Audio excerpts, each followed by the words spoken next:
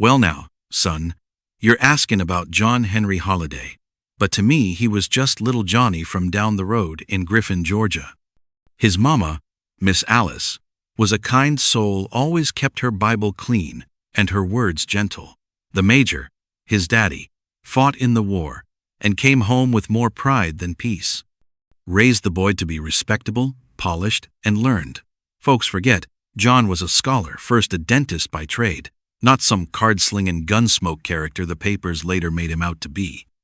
You could tell early on, though, he carried a restless wind in him. Bright eyes, sharp tongue, didn't take kindly to fools or insult. When that cough got hold of him, tuberculosis, same as took his mama, he figured Georgia's air was too heavy. Headed west, looking for dry skies and maybe a new start. I can't say I blamed him. Years later, folks started sending back tales from Tombstone about Wyatt and those Earp boys, standing shoulder to shoulder in that thin Arizona dust. And right there beside him, our own John Henry, pale as milk and twice as stubborn, said he fought like a man who already made peace with dying, which I reckon he had. That gunfight at the OK Corral didn't surprise me none, not with the life he'd led. John wasn't born mean, no sir, but he had a fierce sense of what was right, and he'd see it through, bullets or no. Folks talk about who drew first, who fell, who won, but I just think of that skinny Georgia boy fighting the world with borrowed lungs.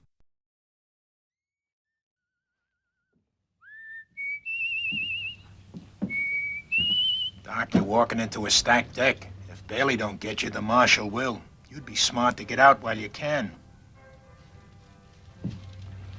You act as if you want to get killed. Maybe I do. Holiday, let's check your gun.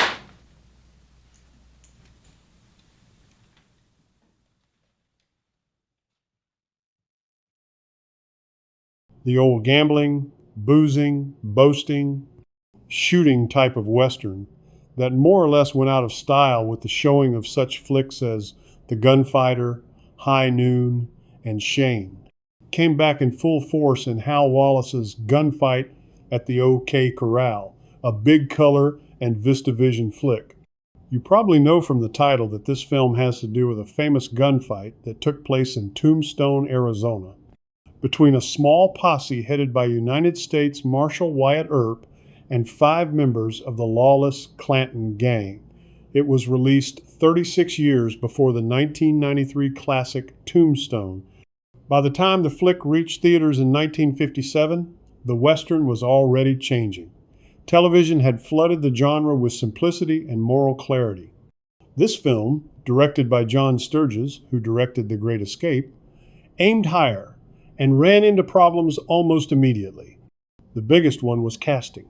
Burt Lancaster and Kirk Douglas were both major stars, both fiercely competitive and both accustomed to control. Lancaster wanted realism and restraint. Douglas wanted energy and emotional force.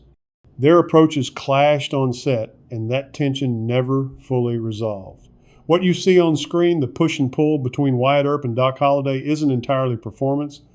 It's personality friction bleeding into the characters.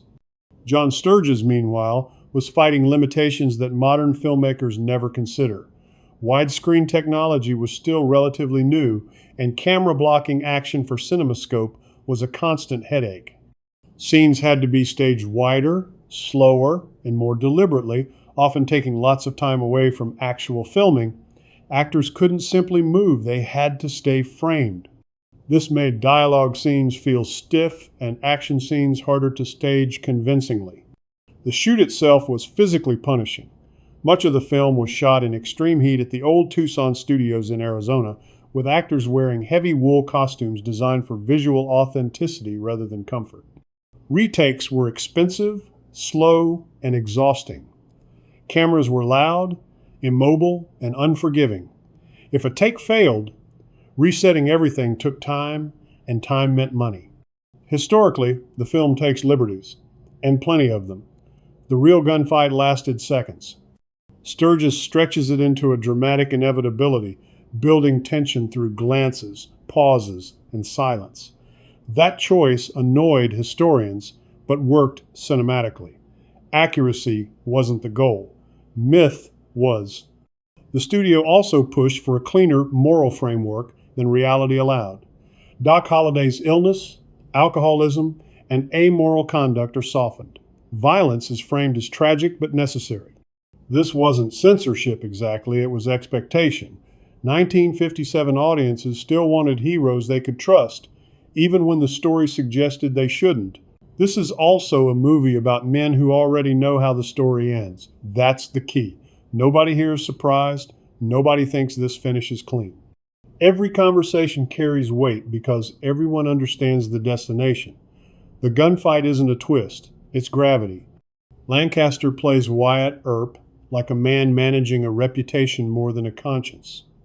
Kirk Douglas does not play Doc Holliday like Val Kilmer did in Tombstone. He played him more like someone who stopped believing in redemption a long time ago. It works in this version. What's fascinating is how controlled the violence is. Every shot is measured. Every movement feels rehearsed. Not because it's elegant, because the equipment demanded it. Cameras didn't chase action then. Action waited for the cameras. And that constraint creates something strange. Inevitability. The violence feels scheduled, appointed. Like history catching up to men who tried to outpace it. This isn't a Western about justice. It's about consequences, arriving on time. Despite all of this, the film endures because it captures a turning point. The Western was no longer just about good men and bad men. It was about reputation, legacy, and the cost of violence. Burt Lancaster's Wyatt Earp isn't warm. Kirk Douglas's Doc Holliday isn't redeemable. And the film doesn't pretend otherwise. The movie survived and made $11 million on a $2 million budget. Not because it's perfect, but because it's transitional. It sits between classical Western myth and the more cynical modern films that would follow. You can feel the movie straining against its own rules. The rules of 1957 filmmaking, and sometimes that strain is more interesting than polish. And the movie shows it. It's fun to watch Hollywood royalty's take on the classic story. That's all we can expect. So that's it for this one.